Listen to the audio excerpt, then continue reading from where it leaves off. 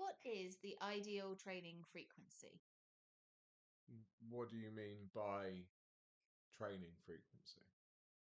How many times in any given week should a normal person like you, so has a job, kids, interests outside of the gym, train? And apologies for the little noises. That's our lily bobs in the background. So,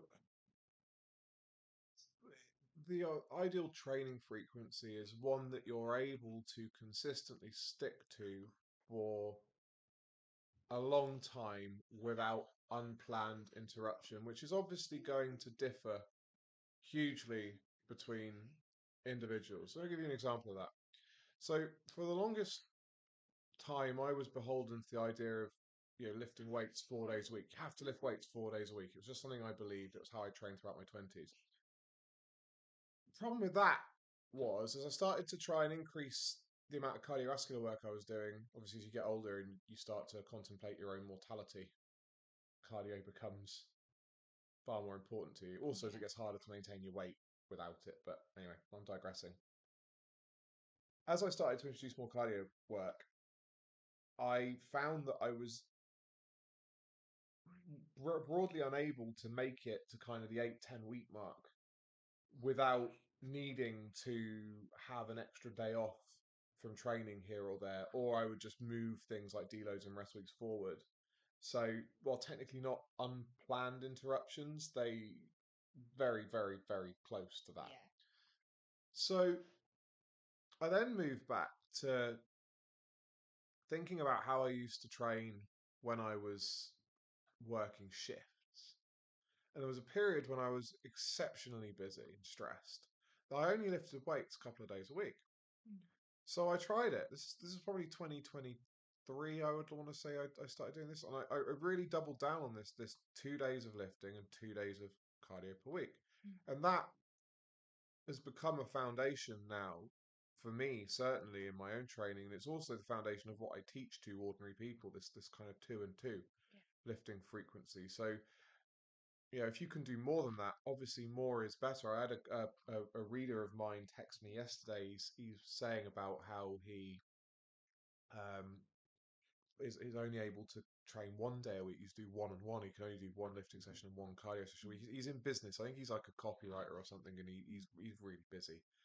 And he said, "Is this okay?" And I said to him, "Well, one is better than none, and it's Mm. better to just do one than it is to do or one of each than it is to do more than that, and then fall off the wagon and find yourself not training at all because it just gets too much." The only downside to dropping as low as one and one is that he's going to progress an order of magnitude slower than even on a 2 and 2 Yeah. process.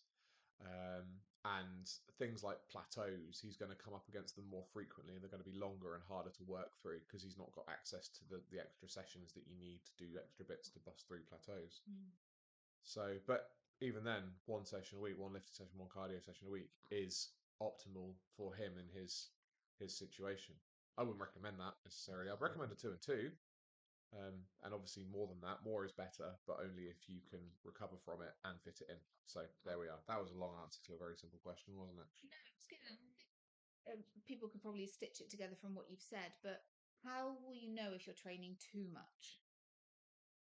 The first sign's mental. The willingness to actually go to the gym or go out for a run starts to decline into the point where you actually dread it, or it becomes a preoccupation. So I know I'm doing too much when my entire day is like mentally revolving around whatever training session I'm going to do. It's one of the first things I think about when I wake up in the morning, and then it pesters me until I actually train. That is a sign that you're doing too much and you're starting to burn out. Then there are things like standard aches and pains just aren't shifting. So everyone has aches and pains. I refuse to believe otherwise. But if they're starting to become intrusive, then it's a sign that you're not properly recovering from your training. And then also there's the obviously dropping sessions. Yeah. You just you say you're due to train. It's Friday. You're due to train, and you just can't bring yourself to do it. Or you get there and you start lifting, or you start going out for your run. You're just like, nah, can't complete, and need to leave. Those are your signs that you're training too much. Yeah. And this is obviously discrete from I can't be asked. Oh yeah, so this only works if you're genuinely committed to training and it's a fixed firm part of your life. If that's not you, then you can't use this as a measuring stick. You know, you have to actually get to the point where you're not being lazy, and you actually want to train for these kind of measurements to work. But for people who are decently committed to training, which is probably everyone who's still listening to this at this point, and you can generally trust yourself. You know, when you training aversions, it becoming a preoccupation that you feel a bit crap about it until you've done it. Mhm. Dropping sessions, aches, pains, that sort of stuff. Yeah. And I think you probably covered it, but how will you know if you want to, if you're able to train a little bit more? Desire to train a little bit more. Really, I don't really know because I've never had this sense like a need to train a little bit more. But I'd suggest if you have a desire to do more sessions and you know that you can fit them in, then that would be a sign that you can do more. Obviously, you just need to be sensible about that, and what you actually do doesn't detract from the work that you're already doing. So if you're doing a formalized program, say like something of mine, like I don't know, silver secrets or something, um, you want to add additional work to that, you need to be careful about the sort of work that you add, Mhm. because ultimately it's the core program that you're running that's going to determine the balance of your results. And extra work done over and above that needs to not only complement the work on your program, but also not detract your ability to recover from between sessions. Yeah.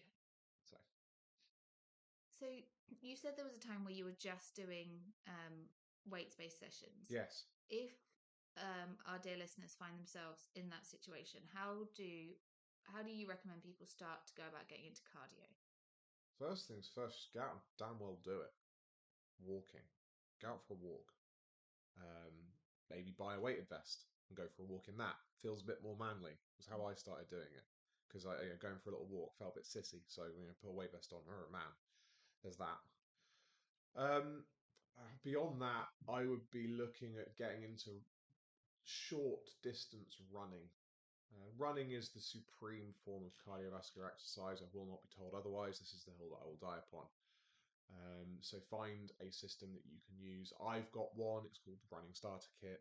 It's in Phil Timon's Big Book of Fitness, or you can buy it independently for, I think it's like £1.77 or something stupid like that on Amazon, the ebook version. Or you can get it with a bundle of 4 other books for a fiver, Phil Timon's Big Book of Fitness. Also on Amazon. No, Big Book Is of it not? Fitness is No. only directly available from us. Cool. You have to hunt for it on my website. So there you are. Challenge for you if you're interested. Um, the other systems you can use, like the NHS's Couch to 5K, is really good. I used that during COVID. Mm. Um, the only problem with that, and I've encountered this with multiple clients now who've come to me and we've discussed this, who've done Couch to 5K, generally on my recommendation, actually, thinking about it. And then they finish it and then they don't know what to do next. That's one of the big Mm. problems with Couch to 5K, is that you get to the 5K and you do the last week with the 5Ks in it and stuff, and then that's it. What do I do now? You don't want to listen to the podcast over and over again because it's the same irritating 3 or 4 people that they've got reading it, Mm. doing that, so where do you go from there is a big issue with that, which with the running starter kit solves that problem. It's an open-ended system. Yeah. But Teaches you just a to bit of a think for plug yourself. about why mine is superior, but there we are, in my opinion. And as an uninformed trainee, as I was when I met you, Mm, I was well into woefully uninformed. I was into HIT. Oh, high intensity interval training. Yeah. Yeah. What's your thought on HIT as a form of is it cardio? Yeah, it's cardio. The overwhelming majority of people who engage in it are not fit enough to benefit from it. That's my thought on it. So HIT's attractive because it used to be attractive to me. I used to do it when I Mm. was like, I do barbell based high intensity interval training. Like I would do like barbell clean Tabatas and stuff like that when I was at uni, which A was what? Tabata. I'm not going to explain it. Okay. The point, people who know what it is will know what it is, but I do stuff like that for cardio because it made me feel like I was doing cardio without having to sack up and go for a run, which I found very difficult. Mm. And it's all over and done with in like 10-15 minutes inclusive of warm up and cool down in a lot of cases. You also finish it feeling very hot, sweaty, and sore, high, breathing hard and stuff.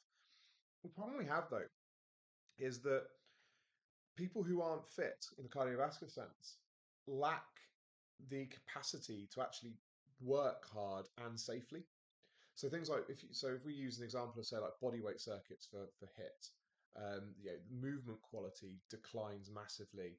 They end up like say doing some body weight squats into burpees into star jumps. They'll end up like stopping after body weight squats for 30 seconds. They'll only do like 10, 15 seconds of work because the rest of the time they'll have to be spent like stood around because they Mm. can't actually physically do the movements uninterrupted for that amount of time.